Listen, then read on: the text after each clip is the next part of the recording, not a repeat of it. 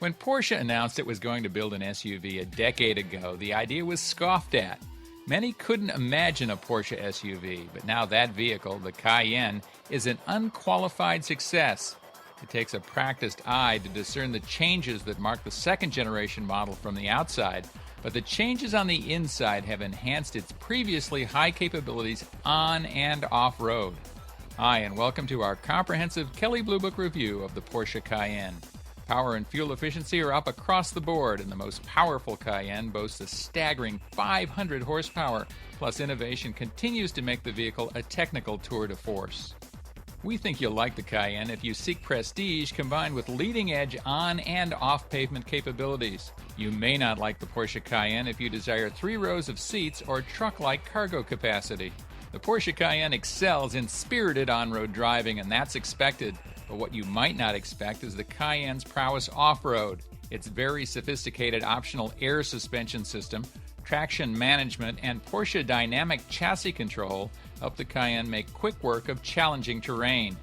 We love the 500 horsepower Cayenne Turbo, but buyers who don't go to that extreme will be satisfied with the V6-powered Cayenne and the V8-powered Cayenne S. Among the impressive electronic systems offered, the optional active Porsche dynamic chassis control delivers advantages in counteracting body roll. But we have to wonder if it is worth the high extra cost versus the already excellent standard Cayenne suspension. For a vehicle with such a wide variety of capabilities, ride quality is excellent. Among our favorite features is the appealingly cartoon-like sport button on the dash that, when pushed, offers, as Porsche describes it, extra dynamism, something we could all use.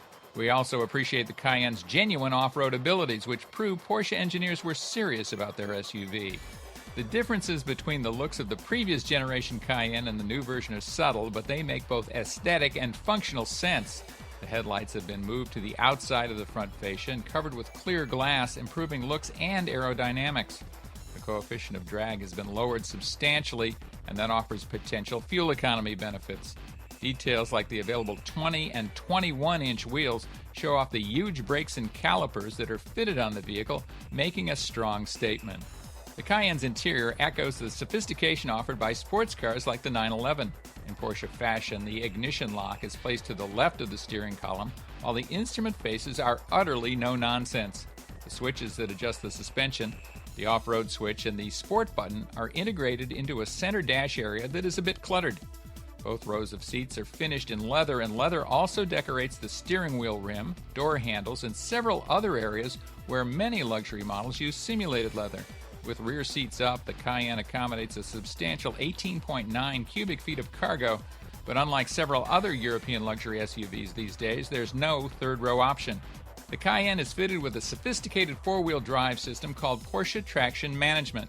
It determines the optimum front-to-rear power split with the ability to provide up to 100% of engine torque to the front or rear wheels. Also standard is Porsche Stability Management, which guards against rollover and increases the effectiveness of the brakes on slippery surfaces. Safety gear includes front airbags, thorax side airbags, and side curtain airbags. A full complement of convenience items is also standard.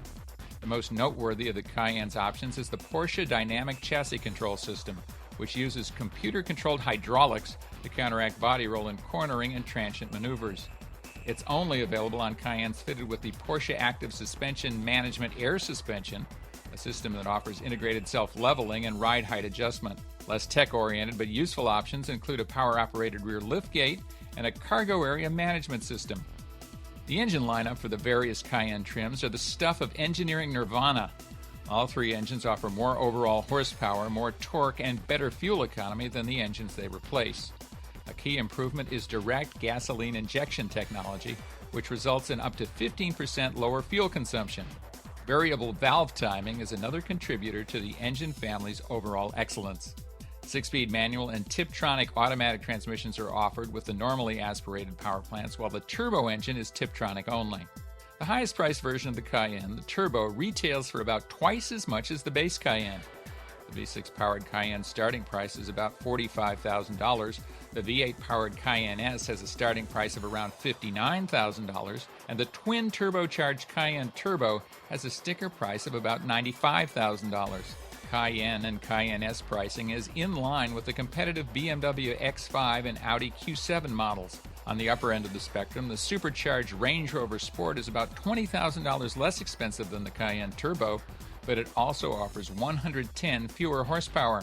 We expect the Porsche Cayenne to enjoy very high resale value, topping the impressive residual values of competitors like the X5, Q7, and Range Rover Sport. To find out what consumers are paying for the Porsche Cayenne right now, we suggest you check the New Car Blue Book value page.